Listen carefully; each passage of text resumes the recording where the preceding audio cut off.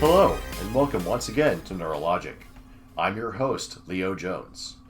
In this episode, we're discussing parents, a broad topic that envelops many distinct and contentious issues within the autistic community.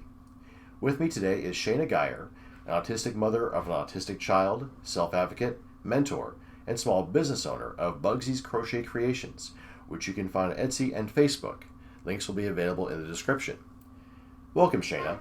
Tell us who you are, about your diagnosis, and why you're here today. Okay, I'm Shayna Geyer. I'm a 28-year-old, I believe that's correct, autistic individual. I was diagnosed when I was 22 in 2011. I currently do not have a job other than my business. And I'm just here to kind of talk about being an autistic parent, which people seem to think is some type of an oxymoron. Why do they think it's an oxymoron? I don't really know why they think it's an oxymoron. All I know is when I'm talking to, say, professionals like doctors, I'll be talking to them, specifically pediatricians, and I'll say, my son's autistic, I'm autistic, and they talk to me. When talking about me, we talk as if I'm autistic, and that's just fine. When we switch to my son's health and my son's situations, they suddenly switch and expect me to answer like a neurotypical parent. Like, well, we know you want him in ABA, right? And I'm like, no, not really. I don't really agree with you on that. I am an autistic individual, not a typical parent of an autistic child. So it seems like they just can't compute that in their heads as to what it means to be an autistic parent. I see. I'm glad you brought up ABA because that is one of the questions that I'll be asking you later on. But first, I kind of want to focus specifically on you. So what made you consider having a child? I'm sure it's a cliche question, but I know there's quite a few people who are interested in why you made that decision. Well, I have always wanted to be a parent. There are journal entries in which I was a 16-year-old contemplating how bad would teenage pregnancy actually be. Not that was very smart, whatever, but they exist somewhere out there. I was told by the people in my lunch table that I ate lunch with, they said that I was the most motherly already. I did babysitting when I could, and just really have always loved children. So it wasn't really a question of would I have children, just when. I actually ended up one of the few people. I was not diagnosed because of my child. You hear a lot of stories about my child was diagnosed and then I was diagnosed after that, or in the process of getting my child diagnosed. I was diagnosed in 2011 thanks to actually having problems with my work. And then I had my first child when I was 25 in 2014. So I did know that I was going to be an autistic parent. And it never occurred to me that being autistic would be something that might question my ability to parent. I don't believe that it does. I have had a hard time since being diagnosed getting babysitting jobs because I feel like I'm fully disclosed. There's nowhere that I hide that I'm autistic ever. And so once people find out that I'm autistic, I usually don't get a lot of babysitting jobs. That's very unfortunate. It is. I've actually tried to kind of niche in with babysitting autistic individuals because autism parents often say that they can't find people to babysit their autistic kids because they're autistic. And I've actually gone on local groups and said, hey, I'm an autistic person and I will watch your autistic kids. And they still continue to have conversations about how nobody will watch their autistic kids. And I'm just like... Wow, it seems like the discrimination goes both ways then. It does, yeah. That's actually, there was something what you brought up there. I hadn't even thought about, which I should have. I actually should have brought that as a question, which was, did you receive your diagnosis before or after your child, and how'd that go? So one brief question to go a little bit off topic, but you brought up your job. The last episode we had was about employment and the drastic rate of unemployment for autistic individuals and how it's extremely difficult for them to be even looked at if they disclose their diagnosis. For example, there's a survey that's been done where everyone with a disability must apply to 60% more jobs just to even be interviewed. So if you would like to talk about it, what exactly went on with your job previously that led to your diagnosis? I actually worked with a bank, a large bank, in the credit financial. Whenever people wouldn't pay their bills, I would have to make the affidavits that the lawyers give to sue them for the money after accounts are charged off. It was a very not autistic friendly job. You had the office, you had bosses that were constantly revolving. I think like every 3 months we'd get a new boss. We'd have desk movement, lots and lots of changes, and lots of pressure because you have to have so many accounts an hour done. And there was no robo-signing anything illegal. It was just a lot of pressure because we created or not we personally, the team would do however they did through the month, and then they would put how many accounts we got done based by what hours we'd worked. And basically somebody was going to fail every month. You had the top performers, you had the bottom performers, and the bottom performers, if you were performing lowly for 3 months, you could lose your job. Sounds extremely stressful. It was very stressful, and I would tell my mom that I couldn't handle it. Again, I was undiagnosed at this point. I spent my time on my work reading or listening to Audible, and I had fallen in love with an author, Neurotypical, and one of the books that I read was House Rules, and that's how I was introduced to autism, because she writes about an autistic boy, and I, again, being a reader, I know how to connect with characters. That's typical. But I connected with this little boy on a level that I'd never connected with before. And then from there, all it took was my autistic research brain to find the rest after I finished the story. But at that point, I was already struggling. I told my mom I can't do this, and she would tell me, welcome to the adult world, nobody likes to work. Wow. I didn't realize, Wow. So I thought people did go through that. I thought people felt like they were falling apart, and maybe they just hit it better, and people would say like, oh, that's why you go on vacation. But this wasn't a vacation thing. In fact, after getting diagnosed, I thought maybe I could save my job because I was married. I had a rent to pay. My husband was having issues with getting a job, and so I was the sole provider at that point in time. And I thought I can't lose this job. If I get on FMLA, that can be my saving grace. But it was too little, too late. And so in the end, I went on short-term disability, and then my psychologist at the time said okay, we have to send you back. And I was still having meltdowns in Walmart after 5 minutes. It was not a good time in my life. And I did say that my work was legal. I could go into work. If I signed an affidavit that was incorrect and that was brought up in court, I would be charged money, not the company. It was on me for that responsibility. And so being in a state where you're not functioning to the degree that I was, I couldn't go back to that job. I would be looking at getting fired. And so I contacted my boss and I said, they won't let me stay on short-term disability anymore. And he said, well, then I guess you can choose to, if you just stay home and tell me, we can just do the paperwork and you just don't have to come back.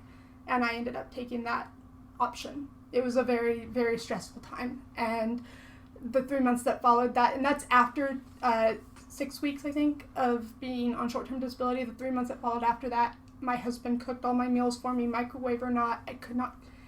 I couldn't even read for enjoyment anymore. I just stayed in bed and played Candy Crush, and that's not depression, it's functional. And I think professionals would look at this and say, oh, you were depressed. No, there was no depression. I was not suicidal, I was not sad, I was not able to function. I see. So basically through what you went through with employment is what showed that.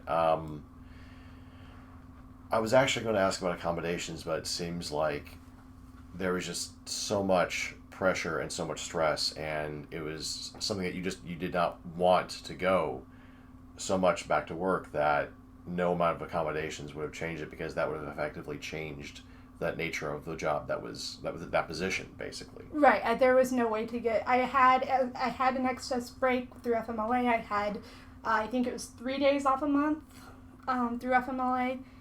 I had found out. I don't know if it's what I pushed myself too hard to where I pushed myself to where those accommodations wouldn't last, or I don't know entirely. But I do know that today I cannot handle routine of any kind. If it needs to be done daily, I can't hold a full-time job. I can't hold a part-time job. The only thing I can really do daily are very basic type of things. Well, let's talk actually a little bit. I know I'm going off the rails here from the questions a little bit, but you brought up what you can't do, but I kind of want to go briefly into what you can do. You're a small business owner of Bugzie's Crochet Creations. I am not really familiar with crochet outside of maybe my grandmother. I know that's a stereotypical answer, but what exactly do you do with Bugzie's Crochet Creations, and what kind of led you to the path of being a small business owner? So I've had a couple small business adventures, I guess you could say. When I was working, I wrote in my free time. I actually have a published book. Really? Yeah, self-published. Even I can't even read it because I see there's still errors left in it. But when I was working, I did NaNoWriMo in 2010. I finished that as a winner, and I had enough of the story written that I was like, yes, I have to self-publish this. What is NaNoWriMo? NaNoWriMo is National Novel Writing Month. It's in November. Okay. You start a story on November 1st, and you don't have to finish the story necessarily, but you have to have 50,000 words of it written by November 31st. And so I did that while working. Probably not the smartest thing in the world, but I did. And so I had that adventure, and I tried to kind of get around on the blog sphere to get my book promoted a little bit. It's made a whole of $15. Hey, at least you've made some money off of it. I did make some money off of it. And I have a book that's in my bookshelf that I wrote, which not a lot of people can say. That's extremely impressive. I mean, to me, that's pretty cool. You know, you can say, I've got this book, oh, and this is my book. Based on my experience with that, whenever I started to regain functionality after what I call the Great Collapse, I started reading again, and I thought, hey, I can offer this service for other self-published authors, and indeed publishers contacted me at one point, and I can review their books on my blog. I know what a reader wants to know about reviews. I know what, as an author, like how to objectively look at a book. And so I started up shannagire.com. It's no longer alive. And I did blog book reviews where I had author interviews, and I did a few giveaways, and that lasted for 4 months before I hit burnout. I could not continue that. But it was like right after the collapse, so it wasn't very smart after all. So I've had a few things with networking and stuff in that realm. I actually met an autistic friend online, and she said she was into crochet. I was interested in knitting because I really wanted to knit a Weasley sweater, not gonna lie. And so I thought, well, you're doing crochet, I'll do knitting. And I tried to take up knitting, and it failed miserably. I tried for a month. I could not figure it out. So I said, okay, I'll give this crochet a chance. I've since learned, I actually have learned how to knit since then. I taught myself that. But I've learned also that crochet is 100% handmade, which means you cannot replicate it with machines. Really? Correct. I did not know that. If it is crochet and it's on the shelves and it's a legit crochet stitch, then you're buying something from, say, China or someplace where they pay pennies, if it's not expensive. Otherwise, you can buy from me, you can buy from somebody else, but if it's crochet, you're buying from somebody who has made that by hand. And I decided that, being a bit of a snob, I don't want to waste my time doing things that machines can do. So I decided to specialize in crochet. So I was talking to my autistic friend, and I was just like, yeah, okay, so I'll try your crochet thing. And this was after, of course, the Great Collapse, so I didn't have a lot of money. And I thought, okay, I'm going to make these cute little monsters. They were like, if you think like a beanbag, kind of like a hacky sack in shape, I'm going to make these monsters for my family for Christmas. And I made 12 of them in a month. And I'm not sure. Is that like really fast? I mean, that's pretty fast. It's pretty fast, and it's pretty much insane for a beginner. I'm sorry. I'm basically like, I've never the most I've sewn is repairing things, and that's about it. So no, I have no idea on the rate. These bean bags are crocheted in the round, which means you have to keep track of your stitch count and know where you are. It's pretty advanced work for a beginner, and it's kind of insane to think you can do 12 of them in a month. As a beginner. But you were able to do it. I did do it, and I gave myself carpal tunnel doing it as well. But you've actually turned this into where you actually sell goods. Right. So I gave myself carpal tunnel for 3 months, and I could not crochet, and I put it down, and then I forgot about it because you do that. And then I got pregnant, and I said, hey, I know how to crochet, and I can make my kid these blankets and stuff. And so I picked up crochet again. Again, I did not know what a beginner was. I decided to do a bobble blanket. It's very advanced, graph reading and all kinds of things. But I did it, and I finished it within the pregnancy. And in that time period, as I was posting these things for my kids, my friends started saying, hey, can you make stuffed animals? Can you make this? Can you make that? And basically, since I found out I was pregnant and picked up my crochet hook, I haven't set them down since. And that was 3.5 years ago.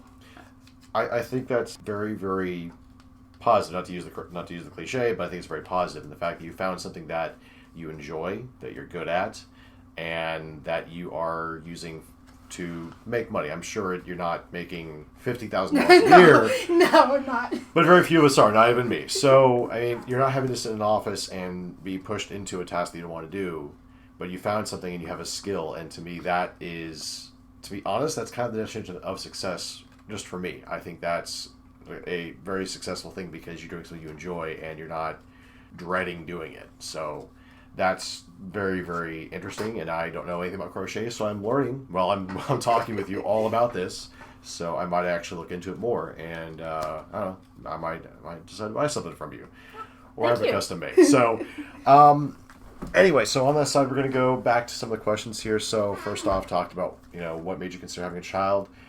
You started to answer one of the other questions I had, which was, do you think having autism has an impact on the way you raise your child?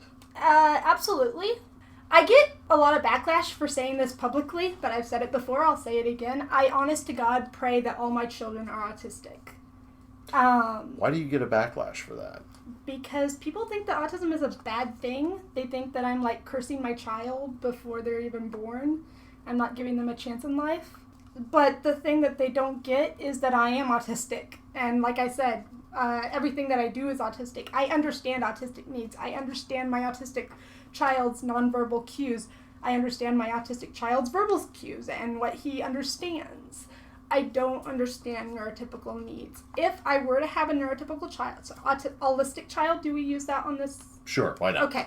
If I were to have an autistic child, then I wouldn't know what to do with them, more or less, and I would go to people and say, hey, I have this child and they're not autistic, and they'd say, great, do what you do, raise them typically, and I would look at them and say, that's not my normal. I can't raise them normally because my normal would be to raise them autistically, and if you think that there's not support for autism parents out there, which I don't know why you would think that, but if you think that autism parents don't have support, autistic parents that have normal kids, we have nowhere to go because nobody knows how to understand our thoughts. Nobody knows how to then translate that back to what our kids need. And I can't say our kids because I don't have an autistic child. Luckily, I have one child at the moment, and one of them is autistic. So I'm good. But I honest to God, do fear having a autistic child because of that. It's a very interesting point because I think when it comes to children, I don't have any, but I would think that you've adapted the way you work with your child. Yes, they're autistic. However, the way you've adapted and said, okay, well, I will try to communicate in a way that will work for them, rather than saying, why aren't they communicating in my needs? Why are they interested in what I'm interested in? That sort of thing. It seems like you adapt more for that child rather than deciding that they need to adapt to you. Would you agree with that? I would. We've taught my kid how to use ASL. He is fluent in ASL for a 3-year-old. And then just in general, I mean, yeah, we do. And my husband is not autistic, I should say that. He's a little bit not as inclusive as I am. He would prefer that our child use speech. I always approach my child if he's trying to communicate something. I say, can you tell me? Can you sign it? Can you point it? Is there some way that you know that can let me know what you're trying to communicate? And it's all about, and from my point of view, from what I stress in the house, it's all about communication. It's not about language or speech or any one given thing. It's help me help you to communicate with us in a more effective manner. You talked a little about why you're fearful of having and what you refer to as an autistic child or a neurotypical child. But in that regard, if you're focused on communication, it seems like that would be a very successful just parenting strategy in general for even a neurotypical child, because they may communicate using speech, but if you're able to use that as well as other methods, that seems like you've been able to adapt and suit that needs rather than forcing them into some sort of mold. To me, it comes across as that you're actually parenting really well for that child. And what would be kind of the things that you'd be worried about as far as having a neurotypical child? What things do you think you wouldn't be able to match or meet on those needs? Okay, well, a lot of the reason I focused a lot on speech with my child in the last question was because that's what a lot of people consider to be the autistic problem, is communication and speech. There are, of course, other things, but I don't really consider them problems. My son flaps about, he jumps, he has meltdowns, but I don't consider them problems, or at least I don't consider them problems that I can do anything about. If they are problems, I would like to, in time he will figure out how to manage meltdowns, but he's still really young. But when it comes to me being a parent of an autistic child, then the problem is not so much they can't communicate, because obviously they will most likely be able to communicate. There are non-autistics out there that are nonverbal, but chances are they would be able to communicate fine. With a autistic parent raising a non-autistic child, you're looking at more things like non-autistic people tend to have a lot higher social needs. And getting out of the house, even our goal with my son, he's not in preschool right now. We're withholding that because I didn't feel like he was ready. So our goal was, instead of doing preschool, we were going to get him out of the house in a educationally enriching environment 2 times a month. Be that at the zoo or the gym, the science museum, 2 times a month was our thing. And obviously you probably should do a little bit more than that, but for us, that's really stretching it. We actually didn't go anywhere in September because some events came up. And this month, we've only gone to 1 so far, and I don't know how we're going to squeeze in the other one. But that's like really pushing it, and that's not including play groups or whatever. But with a autistic child, they probably need a lot more socializing than that. They need to make those friends for their development, and being able to network, being able to get along with their parents. All of that would be a huge hurdle for an autistic parent of an autistic child. So you're not looking so much at speech, but autism is so much more than speech.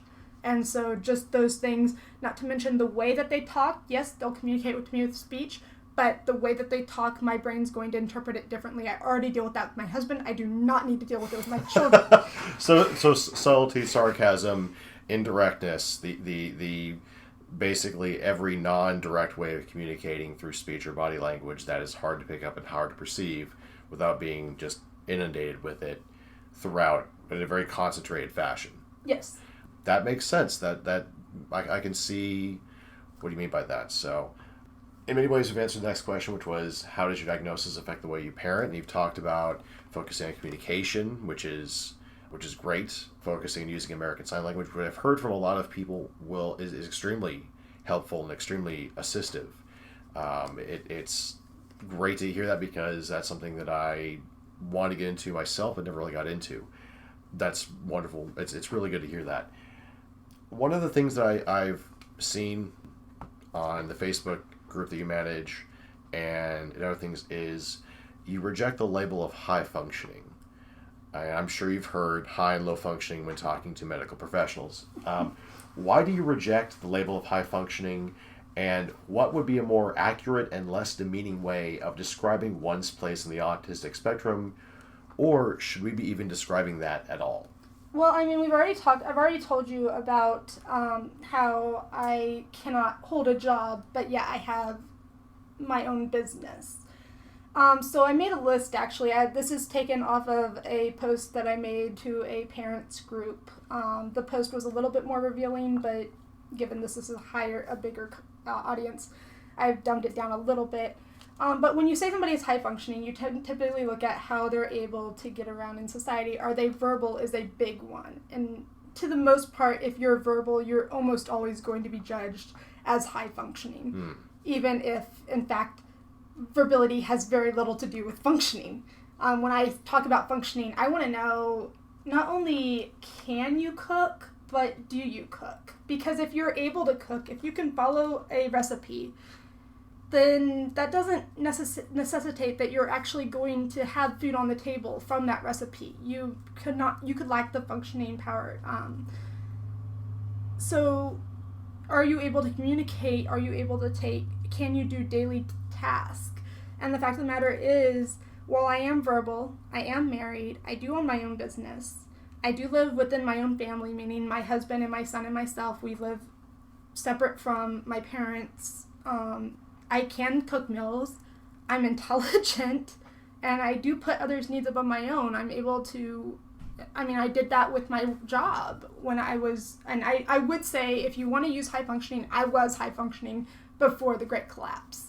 But I proved at that point and ever since that my abilities and what I can do, I will push to the very brink of, and I don't advise anybody doing that. I actually have been telling my husband more and more, if you see me pushing, tell me to stop. No matter what I'm doing, just tell me to stop, because it's basically self-harm of a non-physical variety. But then when you talk low functioning, you usually talk about people that have problems with toiletry, maybe can't control their finances, live with their parents, don't have a job, don't drive. Well, that's interesting because on the low functioning side, it's impossible for me to follow daily routines. I do good to eat one time a day, honest to God, just because it takes a lot of effort to cook. Can I cook? Yes. I made a mean lasagna 3 days ago. Did you notice I said 3 days ago? Yeah, I haven't cooked since. We've been surviving on leftovers of said lasagna and some Lunchables.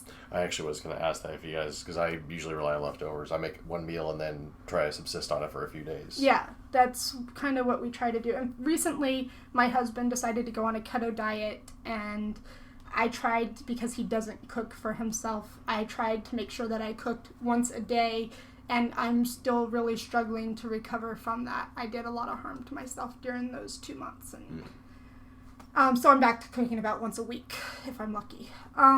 So yeah, impossible to follow daily routines, bathing, teeth brushing. These are, I'm not even really going to go into it, just say it's a big struggle. I cannot wash my own dishes, so I can cook lasagna, but now there's a very messy dish that we actually have to have somebody come out to clean for us because my husband has sensory issues, and I just can't do it, so somebody has to come do my dishes. My credit score is low. I cannot handle finances short of the simple, it comes in, it goes out. If there's anything, and I've actually technically lied to people on the phone saying that my doctors have told me that I cannot have automatic withdrawals because people act like that's what we do. And I'm like, no, because if you do that, I'm going to get into big troubles. I've had probably over $1,000 worth of over the limit fees in my life.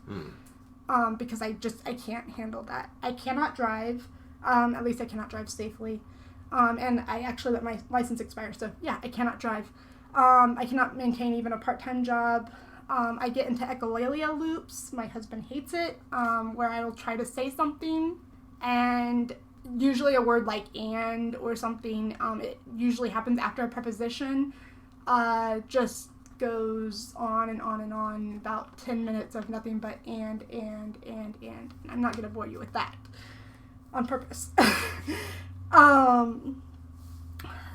Executive functioning, I can't finish college. I'm a senior in college in credits. At this current moment, I hold enough credits to be a senior. I could go to college, and if they would make accommodations that were not reasonable, I could graduate and everything would be hunky-dory with that. I don't know, because I can't hold a job, so it's pointless anyways. But I am a senior in college, and the reason that I could not finish, even though I was not going to an in-person college, I had the knowledge was not a problem.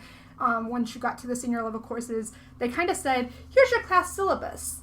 We're going to teach you this, pick a topic, submit it for a proposal, do this. And it was very much open-ended, very much self-managed, and I did not have the executive functioning to carry that out. So I would have gone from having a 4.0, yes, up until my senior year, I had a 4.0, down to failing out and being forced to drop out because of the requirements that it takes just to do the assignments in the class, not anything to do with I can't handle the knowledge. And meltdowns happen frequently. I would say 4 to 5 times a week. And those are raising my voice, my hands moving. My husband accuses me of hitting him, which is just my hands flailing and not being aware that he's there. Or not being aware where my hands are. They're not things that I can help. These are all signs that are a low function, what you would consider a low functioning person. But everything that I just told you, both of these are true. I am married. I do have these meltdowns. So am I high functioning or am I low functioning?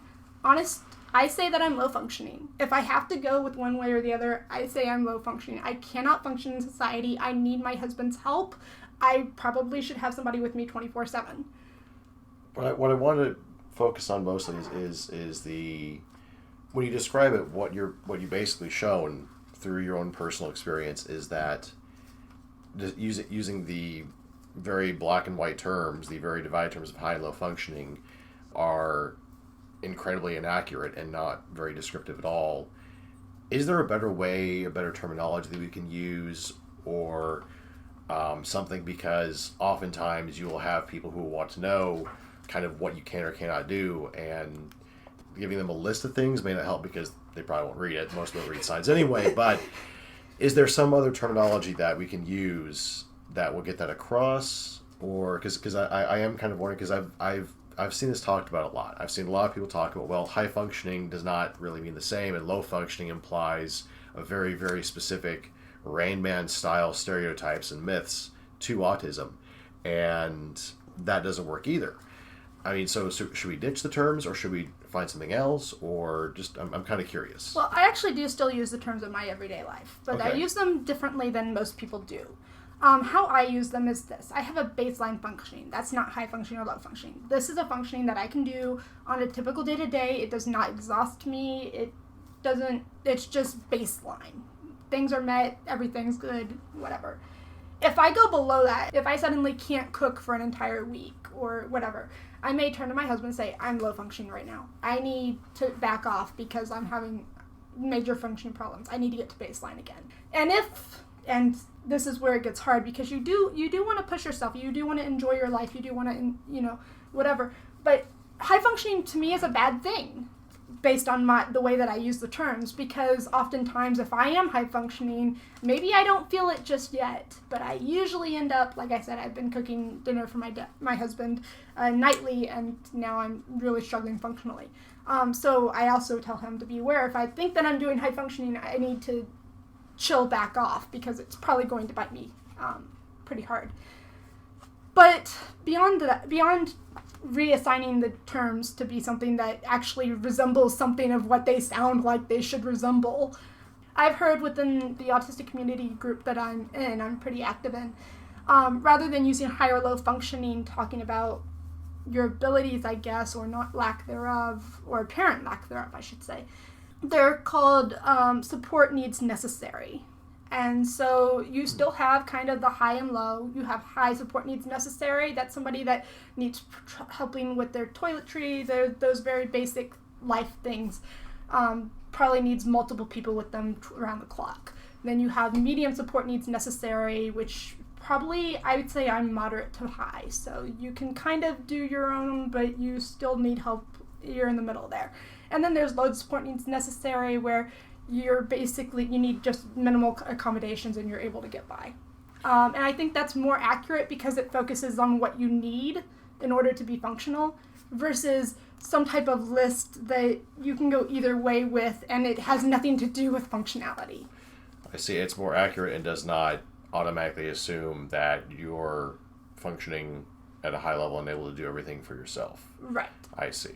Which can in some ways can be a form of discrimination. That was I did not know about those terms, and that's really good. I like those terms a lot, actually. I might be getting it slightly wrong. I've started abbreviating it to SNES or something to that effect, because it is kind of a mouthful. But I do like the fact that it focuses on what help you need and what level of help you need. And when you talk high functioning, low functioning, probably have heard it elsewhere, but you often get, oh, well, you're too high functioning for that, or, oh, you're low functioning, so it doesn't matter. I get a lot of the times, you're high functioning, you're not like my child isn't like you. Yeah, it's used to divide, it's used to minimize. Oh, well, you're so high functioning. And like I said, if I just laid out exclusively how I would qualify for a low functioning label, but you won't believe how many times health professionals tell me that I'm extremely high functioning. I'm exceptionally high functioning. And I'm just like, okay, there's some things that I'm not telling you because you have, as a parent, you worry about having your kids taken from you. And being really open about all the things that I struggle with. So yeah, there's times when I'm going to hold back a little bit of a truth from a health professional, but I'd give enough to that they should know that I'm not high functioning. But yeah, I get how I'm so extremely high functioning, and it's almost laughable. It's like... The only reason why I laugh is because I've been through that. My own diagnosis, and you've probably listened to the first episode, the first two professionals, one blamed my parents that they were the problem, which, for any teenager, when they hear their parents are the problem, it's, oh yeah, they're totally the problem. Yeah, I am perfectly fine. They're not. They're the problem. The second one, of course, because his own son had been sent to boot camp, and that supposedly worked out. It was, I will apply anecdotal evidence based on my own bias and experience, and yeah, well, boot camp would work for you. And it wasn't until I got to the third professional. So I did want to ask, when you got your diagnosis, we've had a couple of, I've talked with a couple of individuals, and what I've heard from a lot of people is that the later you're diagnosed in life, the professionals are more apt to react very coldly and say, well, we can give you the diagnosis, but unless you're going to get accommodations, what good is it going to do you? Did you have a similar experience? Well, I did have an experience, but it's not that. And I started laughing because I didn't know if you were going to go into this. As a woman, honest to God, I was diagnosed in 2011.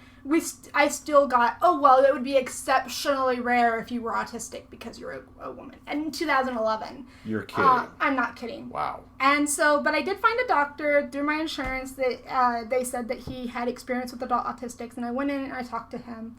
And within 15 minutes, he said, your voice is very melodic. It has like a sing-songy quality to it. You're not making eye contact. The way that you talk, you're definitely on the spectrum. But of course, we have to give you your test. And so he gave me that test. And about 3 months later, I got the official diagnosis, although I considered the diagnosis given that day. Because that's easier to track. I will say this. I was officially diagnosed with Asperger's syndrome. I do not identify as that. I think it is incorrect. I've gone back, again, with my research brain, the 1987 diagnostic criteria for autism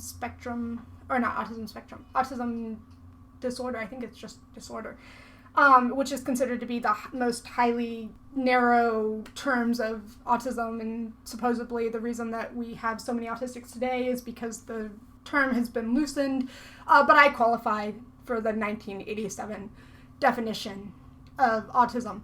So I don't see how that's really compatible with Asperger's syndrome. So I recently went back to the same doctor thinking that I had great rapport with him. I'm comfortable. This is 6 years later. He can just get Asperger's taken off my record and put it as autism spectrum disorder as it should be. I went in, talked to him, and he gave me the CARS exam, which I could go on for a good episode about that one. And he told me in the end that I'm not autistic after all, because I've been married for 8 years, and because I scored below 30 on a children's autism exam, and because I have a child. So, based upon the fact that you're able to reproduce and have a child, And how old were you at the time that you took this test? I took this test when I was 27 years old. So 27 years old, which is well beyond the range of a child. It's really funny. The CARS exam actually is meant to be taken when you're 10, and the cutoff is 30. The lowest score that you can get is a 15. If a 13-year-old takes this test, the proper cutoff is 27. I took this test as a 26-year-old, and I scored a 24. If you ask me, that is, if you want to go with the pathological terms, profoundly autistic. But I was told that I'm not autistic because I scored a 24, which is below 30, on a test that's meant to be given to 10-year-olds. And then, of course, added in, not only just that, but then added in the fact that you're married and have a child. Right, and then those two factors as well. Which is kind of bigoted, to be quite honest. That's because it's basically saying that, well, autistic people don't get married or have children. So basically because you have those, and obviously through anecdotal and wow. So I'm sorry, I'm still shocked about that. I don't think he's kept up with the times either, because he also remarked that I said that I had an autistic child, and my child would have to be severely affected in order to be noticed so early. But he got his diagnosis at 18 months. The earliest that people will diagnose is 16 months.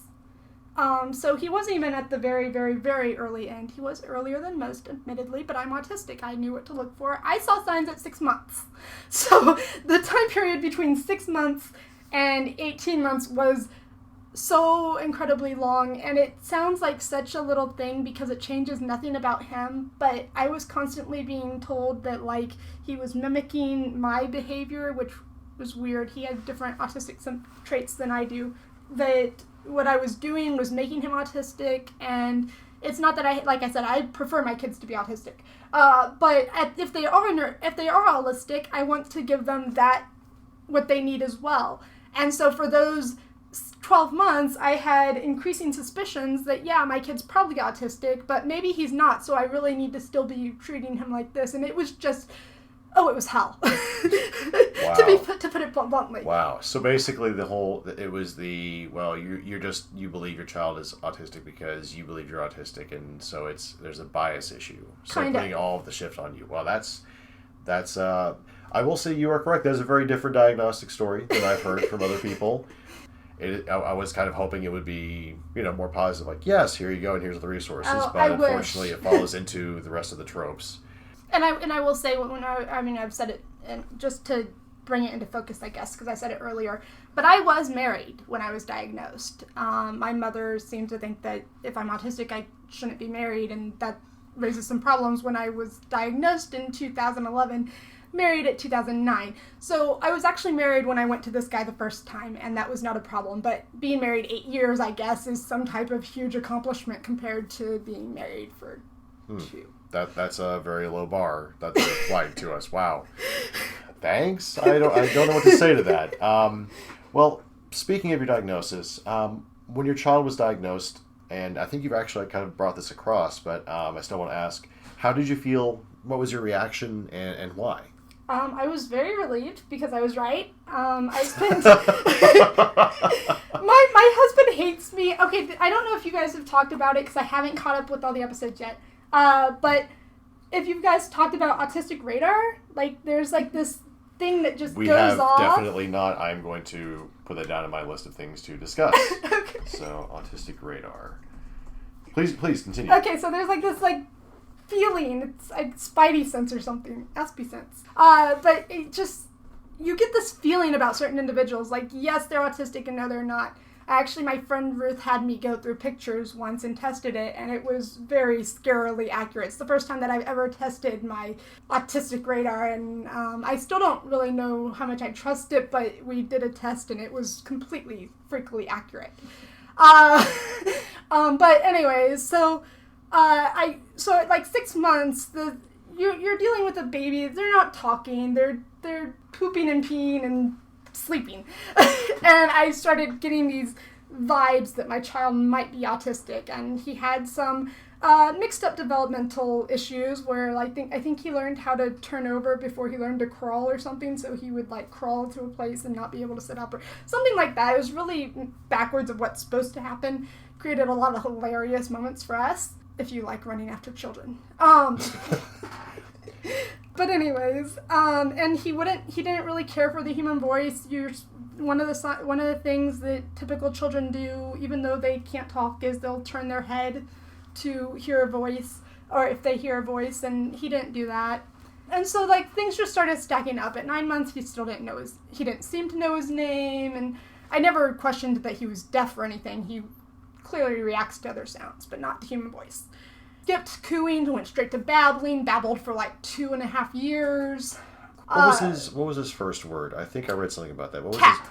Cat was his first word. Which is actually an atypical sign. Most babies' first words are mama, dada.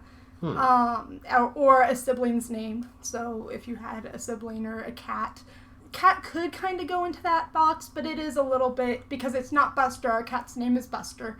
It wasn't Buster that he said, or anything like that. It was cat.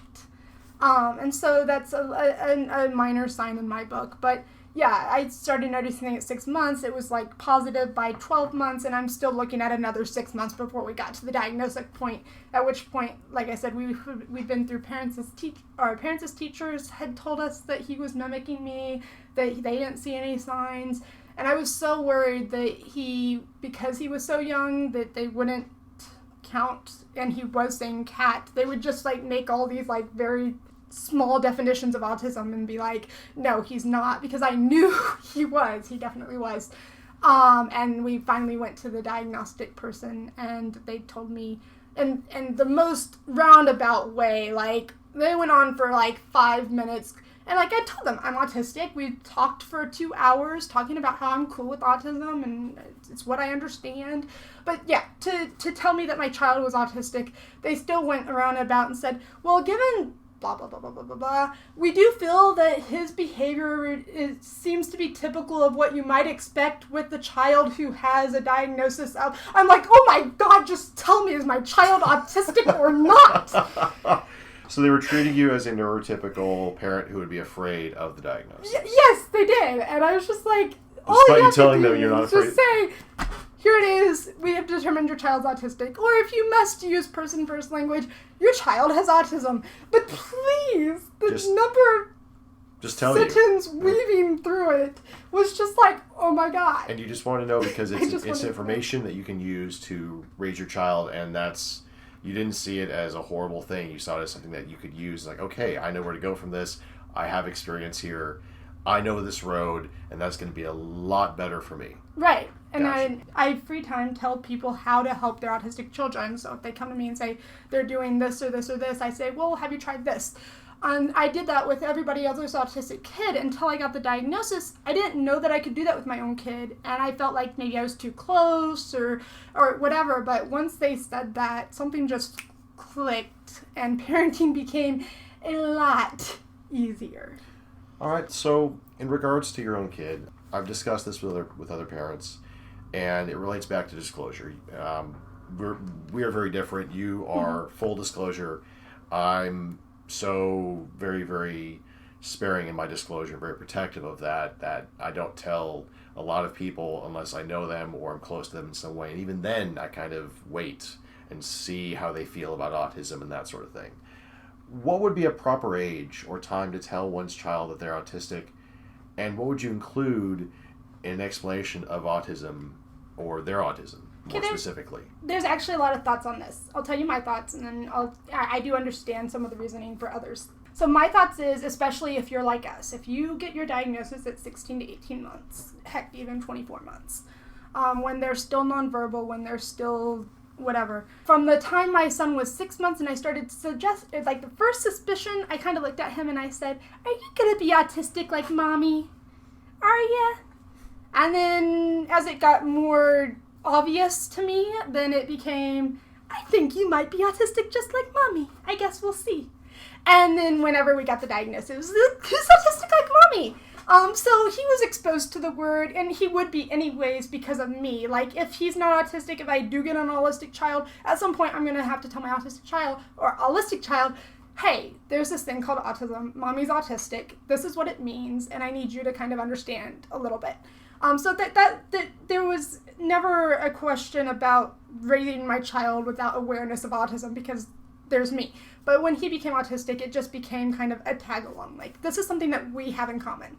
And actually, about 2 months ago, I was talking to an autistic friend on the phone. I don't usually talk on the phone. I don't like that I can't see people's mouths. I don't know when to talk. But she was driving and wanted to talk to me, so I talked to her on the phone. And we were talking, and I don't know what we were talking about, but I said autistic something or other, and my little 3-year-old says, "Tistic!" I could die. It's like, that's the first time, because he has a lot of echolalia. He does a lot of echolalia, but that's the first time in all the times that I've said autistic or autism that he's ever really seemed to connect to it. And it's only happened once, but it was really cool. I treat it like another part of who we are. And so I didn't wait for him to understand that, he has boy parts, and so he's a boy, he's male. I didn't wait for him to understand all that to say, "My son, I love you." So why would I do that with his brain type? And then as he grows, he'll know he's autistic, and he can define what that means for himself as he will.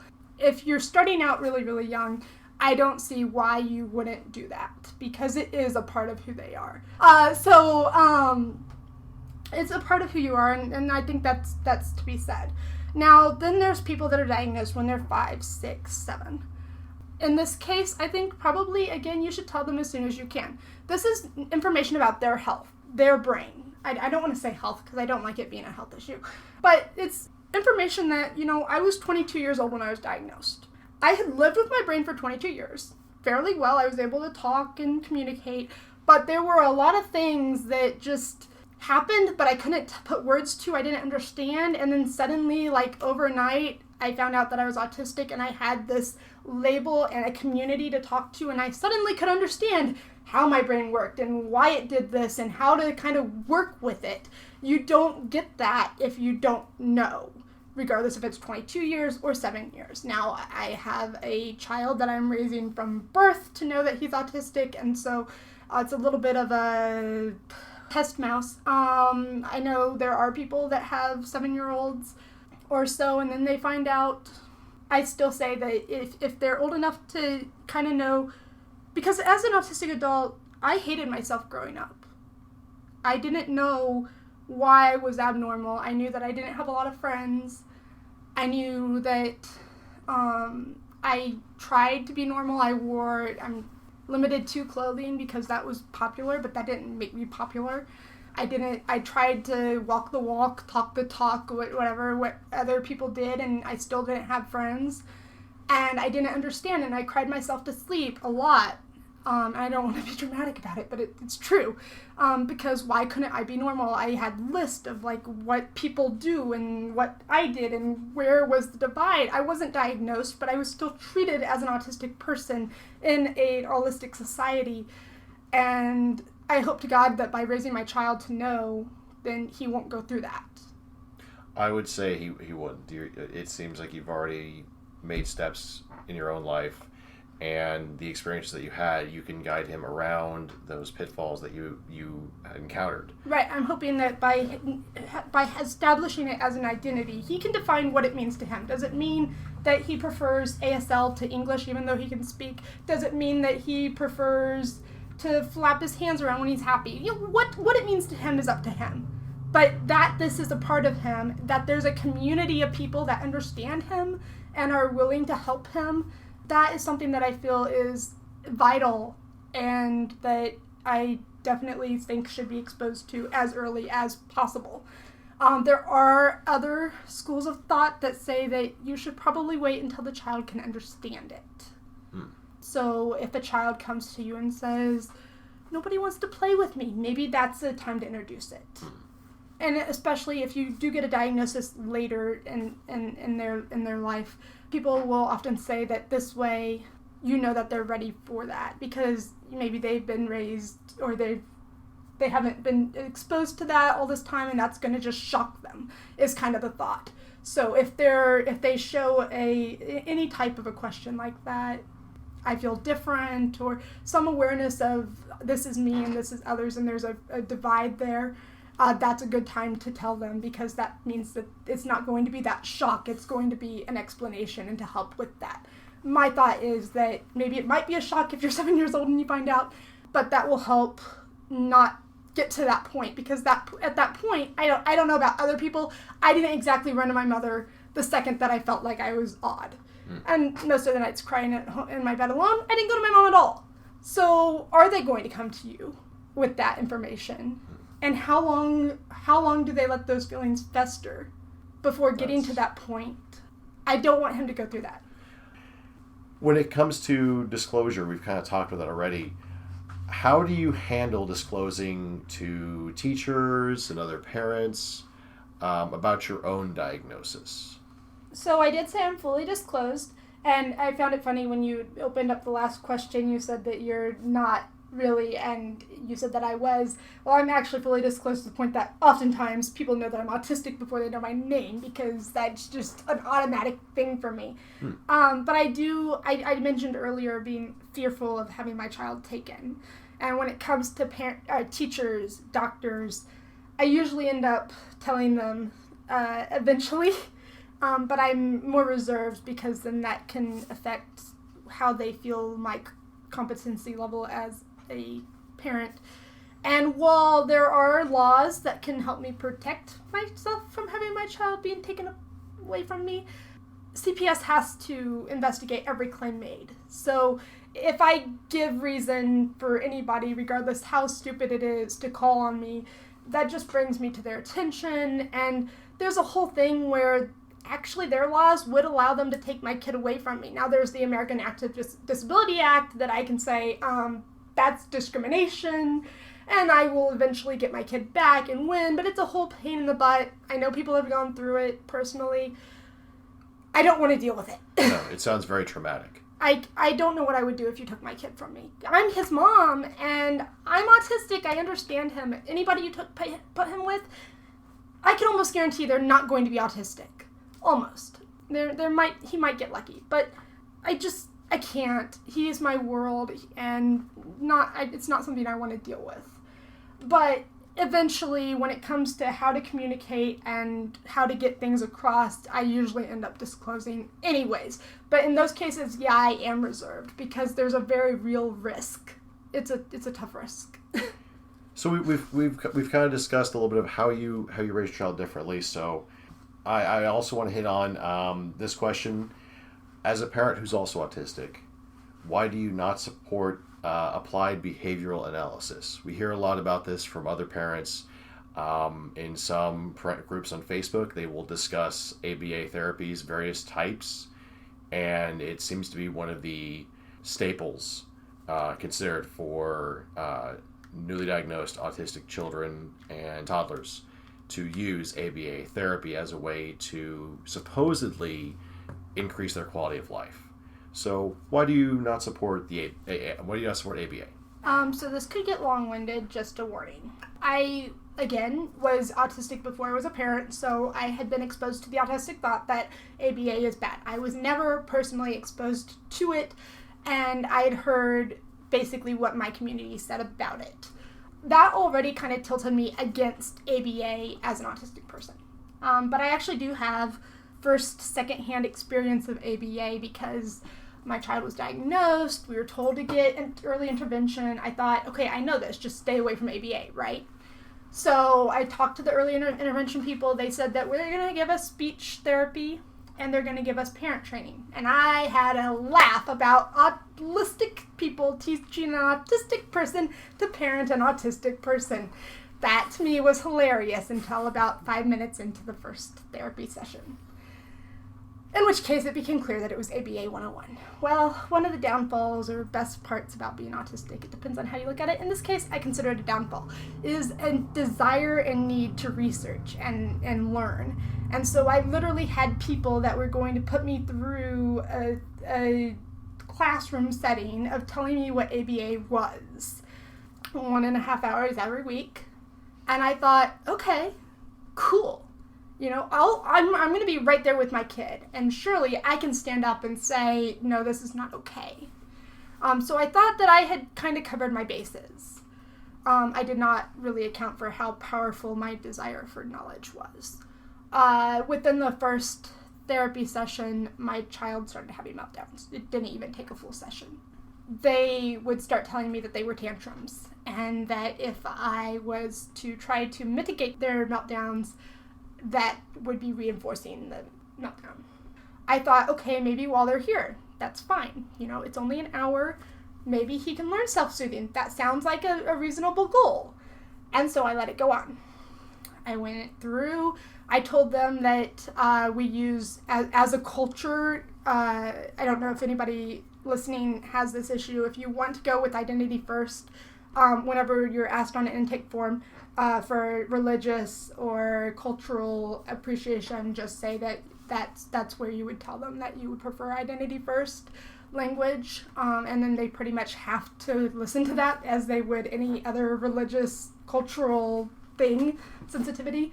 So I told them that at the intake, and rather than just writing it down, the person tried to argue with me and tell me that I would somehow greatly harm my child by telling him he's autistic, and that there's a chance he could lose his diagnosis, so it's not who he is, it's he has it.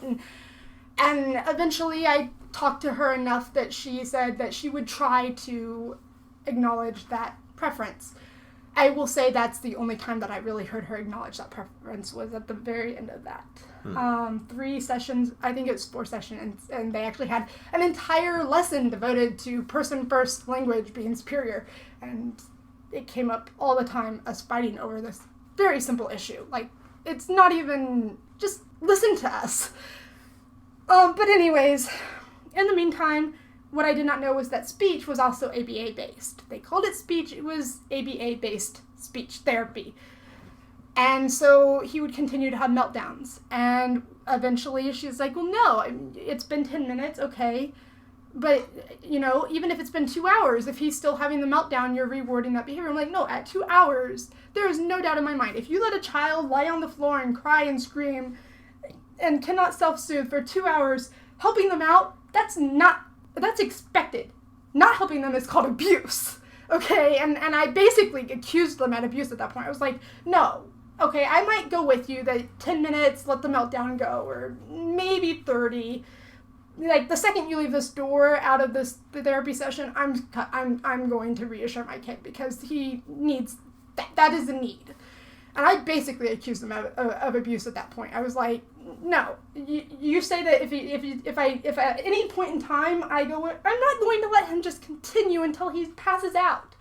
And it got worse because when they tried to soothe me over by saying, well, you have to teach him what's right. So when he starts to calm down, and that sounds reasonable enough, but when I watched for when they wanted me to immediately within seconds pick him up, he was not calming down. He was gasping for breath. And it's basically treating it like a tantrum, but he's not in control. He's flailing about, kicking, screaming, yelling, to the point that he's gasping for breath.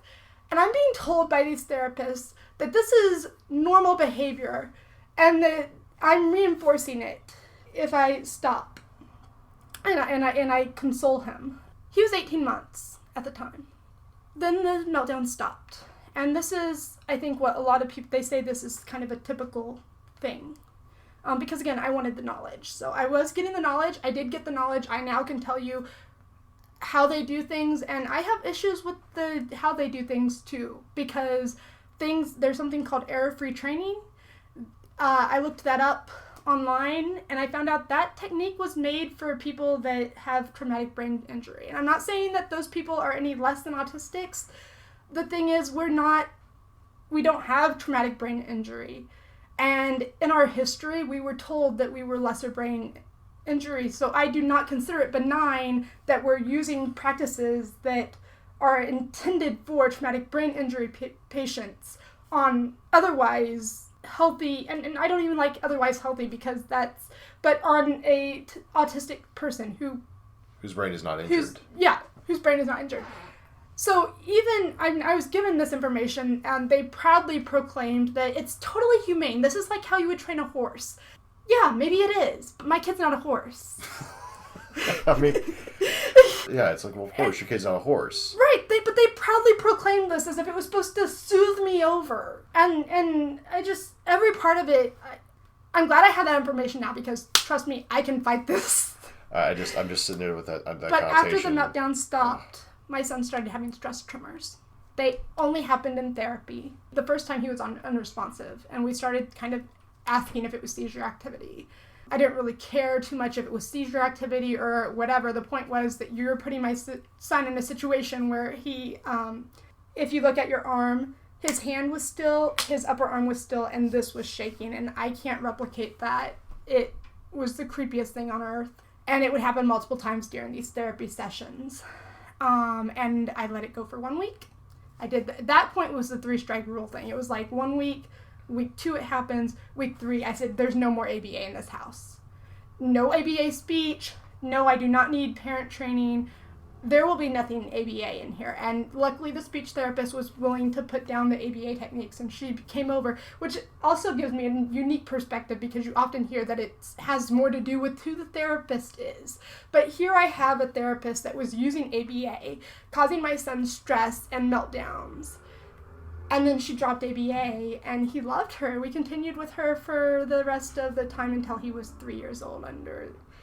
Did he continue to progress in what some would consider a typical timeline? I mean, did he still continue to grow and progress and move forward as far as human growth is concerned? I'm sorry to put that in such weird form, but... I don't think that having him in therapy did anything for his development. Thankfully, at 3 months, and that whole process that I talked about, finding out the knowledge of ABA and stuff, took about 3 months, until the end was just, no, we're not doing this anymore. And I consider that 3 months too long, and I really beat myself up over that. But it went on for 3 months, and that I wish we hadn't done. But what speech therapy did give him was the ability to play toys that, being low income, disabled, we don't have the opportunity to buy just to see if he's interested in. And so they would bring like this bag, and he'd go through it and like not play with that. Well, if I had bought that, that would have been wasted money. But then he'd pick something else out that he'd get really interested in. And since they weren't doing ABA, they couldn't tell me not to buy the toys. So yeah, after I found him playing with something for multiple sections, it showed up in our house as a permanent fixture because that was something that he enjoyed, and that's what I could do. So in that case, he did benefit from the therapy in that he got that. But developmentally, I honest to God believe that it did absolutely nothing, and everything that his development has been just from being in a loving, accepting environment. He is probably one of the least stressed 3-year-olds you know. And I think just having that environment where he can do what he wants, I say discipline, not punish. I talk to him logically. I say treat people, if I'm advising a parent, I say treat them with always presuming competence. So you treat them how you want them to behave, age appropriate or not. Explain things and whatever. If they don't understand or seem not to understand, don't punish them for that. Instead, you either dumb it down or present it in a different way. Get to where it is something that they can react to. But first presume competence, and then a scaffold, I guess, as appropriate. And so that's kind of what we do. And he's developed great. A lot of people look at him and say, like, oh, you can't tell he's autistic. Yes, you can. Yes, you can. There's the standard for you. Just don't, because you can tell he's autistic, but it's beautiful. An insult wrapped into compliment. Yeah. Yeah. It's really great to watch his development. I think, and I don't know this because I don't have an autistic child, but I feel like autistic children develop very fast. And I don't know, as a parent, if you can truly appreciate that. But when your son's been talking for a year and a half and hasn't said, Mommy or Daddy, I love you, and then suddenly one day looks up and says, Daddy, I love you, even if you're Mommy, you still really appreciate that. And I think as quickly as other children develop, that maybe you just don't notice. Was that the first time? Was it I don't know, they talk a lot. But I know almost every step of my son's development, from his first word, his first time combining sentences. Actually, his first sentence in English was in ASL format. And it's just stuff like that you just really appreciate. And I think if it was more condensed, you wouldn't see it. What was his first sentence in ASL format? His first sentence in ASL format, it was something about going outside. And so it was like, outside, go now, or something to that effect. It was... the thing is, ASL does use some English grammar, but it also uses where at the end of the sentence or something. So it was something odd like that. There's just like so very clearly ASL, but it's been several months and I don't quite remember, but it was humorous. And I did post it on my Facebook, so if I really wanted to, I could probably look it up. But I post a lot on Facebook, so I'm not going to do that right now. Well, I wanted to, we've really transitioned to where I wanted to kind of end this, which is on a lighter note. What do you enjoy most about being a parent? Watching them develop. I'm actually spacing my kids out because I want to be able to establish their diagnostic status. I want them to establish communication. I want them to be a little bit independent. So I'm not having to like take care of a newborn and also change the channel on the TV or something simple but still independent wise, because that could be very overwhelming. And like I said, there's a functioning issue that's very real and I have to take into consideration. So right now I can only say I've watched one, but just watching this person that never started out as a blank slate necessarily, but started out unknown, I guess. Like when you open a book, it's already written. There's an ending to it, but you don't know it. And you read it and you discover it. And in the same way, just being able to take this child, this little bitty, I mean, like when he was born, he was 6 pounds, 14 ounces. They told me he'd be a big baby. He wasn't a big baby. And, I'm trying to carry him and his head's like lolling off my arm and I'm just like, oh, I hope I'm not hurting you because this looks horrible. And this little thing that just cries and sleeps and eats. And then watching it go from that to being, now literally today I picked him up and I think I raised him about 2 feet. And he was in my arms, and I was like, yeah, I think we're getting too big to hold you at this point, because I don't know how this is going to work much longer. You're definitely not lolling off my arm at any rate. To watch them learn how to crawl and how they discover things, one of the most amazing feelings, he likes to drum. He drums a lot. I don't know if it's exactly a STEM or a special interest. Who knows? At this point, I don't know. But he will just take 2 mallets, and that can be my crochet hooks, it can be pencils or whatever, and he finds a surface and he throws his head back and there's just like this joy on his face and he just drums his little heart out, and it is the most beautiful thing to watch. And there's definitely an awareness, at least for me, that this is not my life. I'm watching another person's life, but I'm watching it from the very beginning stages. Well, it's been 3 years now, so I can't say to the day I take somebody else's hand and walk out the house. I don't know. Personally, I don't have a problem with my kid having a family in my own home. So maybe he'll get married and then come back home. I don't know. That's all in the book in the back somewhere. But where we are right now, just watching that development is it's incredible. I wanted to end with also saying it has been a genuine pleasure, a full learning experience, much more so than I initially thought. And I am extremely grateful that you've taken the time out to speak with me today. Thank you for having me. So next episode, we'll be talking more about parenting. But in the meantime, I'm Leo Jones, and this has been Neurologic.